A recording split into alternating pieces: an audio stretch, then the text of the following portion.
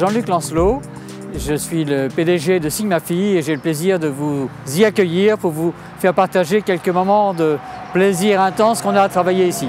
Notre entreprise est spécialisée dans un domaine un petit peu pointu. On conçoit, on réalise et on installe des équipements pour des centres de recherche, et plus particulièrement des centres de recherche en physique des particules, le plus connu étant le CERN à Genève, un énorme anneau qui fait 27 km de circonférence, à 100 mètres sous terre, dans lesquels les physiciens jouent à faire des expériences avec des particules pour essayer de comprendre d'où vient l'univers, qu'est-ce qui s'est passé au moment du Big Bang, etc.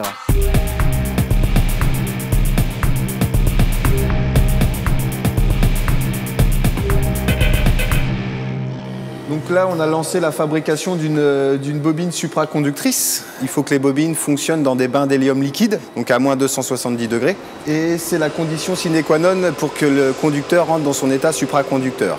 Comme on est sur des enceintes totalement étanches, totalement fermées, totalement soudées, nous n'avons plus accès à l'intérieur. Et donc, toute réparation au niveau des bobines est totalement inenvisageable. D'où les contraintes de fabrication et d'entrée et sortie du personnel dans l'atelier de fabrication des bobines Supra. On a développé un deuxième marché depuis quelques années avec les mêmes types de produits et technologies vers des marchés de traitement du cancer. Les aimants que vous avez vus de l'autre côté qui sont des aimants résistifs, vous pouvez, disons, y associer n'importe quelle alimentation en courant continu. Le Supra, c'est du guidage, c'est la fonction guidage, alors qu'ici on est sur la fonction comme un aiguillage de train.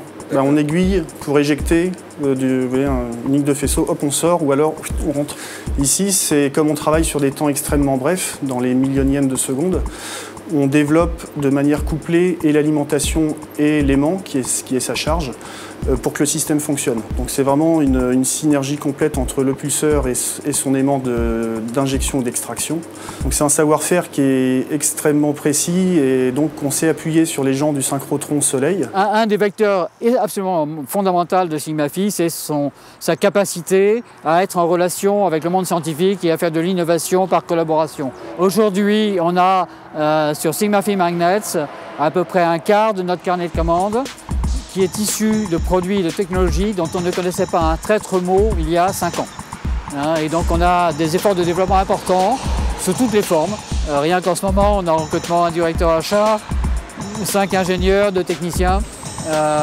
Et dans nos critères de recrutement, il y a plusieurs facteurs. Le premier, bien évidemment, c'est pour presque tous les postes une formation scientifique ou technique. On est quand même dans des métiers hyper techniques. Mais largement aussi important, c'est la personnalité, c'est l'envie d'avancer, c'est la curiosité. Ce qu'on fait aujourd'hui, on ne le faisait pas il y a 5 ans. Les gens qui sont chez nous, s'ils veulent apprendre, il faut être curieux, il faut s'intéresser aux choses, il faut aller creuser, il faut aller parler, et puis ne pas hésiter à proposer des nouvelles choses. Donc la capacité à être mobile dans sa tête est un des facteurs absolument essentiels. L'intégrité, le respect des autres, le collectif est bien évidemment aussi un autre facteur important. Et puis aussi, et ça il faut le dire à tous les jeunes, l'anglais. C'est pitoyable en France de voir le niveau d'anglais insuffisant des formations françaises. On exporte tout est en anglais. Il y a des très bons jeunes qu'on n'a pas pris parce qu'ils ne parlent pas assez anglais. Ça fait mal au cœur, donc s'il y a un message à passer aux écoles, développer l'anglais et à toute vitesse.